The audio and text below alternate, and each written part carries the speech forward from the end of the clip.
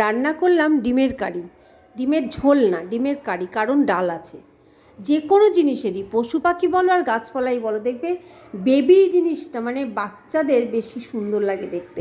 দেখো বেবি প্ল্যান্টটা, এই যে ক্যাকটাসে ছোট্ট ছোট্ট দুটো প্ল্যান্ট বেরিয়েছে, বেবি প্ল্যান্ট, কি দারুণ যে দেখতে লাগে না, কি বলবো। আর এই গাছগুলোর আমি নাম জানি না, সাকুলেন্ট, ভীষণ নরম।